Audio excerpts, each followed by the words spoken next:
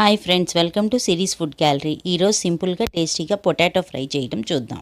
Stove మీద ఒక pan పెట్టుకొని దానిలో కొంచెం ఆయిల్ యాడ్ చేసుకోవాలి. ఆయిల్ కొంచెం వేడెక్కిన తర్వాత దానిలోకి సన్నగా కట్ చేసిన బంగాళదుంప ముక్కల్ని వేసుకోవాలి.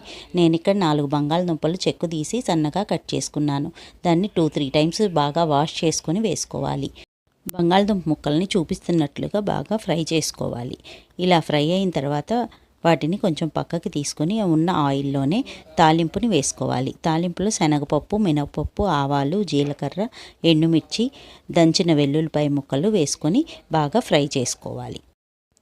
తాలింపు కొంచెం బాగా వేగిన తర్వాత దానిలోకి కొంచెం కరివేపాకును కూడా యాడ్ చేసుకోవాలి. అది కూడా బాగా ఫ్రై అయ్యేదాకా ఫ్రై చేసుకొని మొత్తం మిక్స్ చేసి ఒక 2 మినిట్స్ ఫ్రై చేసుకోవాలి. పైన క్రిస్పీగా లోపల సాఫ్ట్గా రైస్లోకి తింటుంటే చాలా టేస్టీగా ఉంటుంది. ఇప్పుడు దానిలోకి కొంచెం పసుపుని, రుచికి తగినట్లు ఉప్పు, కారం, ధనియాల పొడి, జీలకర్ర పొడి, మిరియాల పొడి వేసుకొని ఒక 2 మినిట్స్ ఫ్రై చేసుకొని బాగా ఫ్రై అయిన తర్వాత స్టవ్ ఆఫ్ చేసేసుకోవడమే. ఎంతో సింపుల్గా టేస్టీగా ఉండే potato fry ready. Thanks for watching. Please like, share, comment and subscribe to our channel.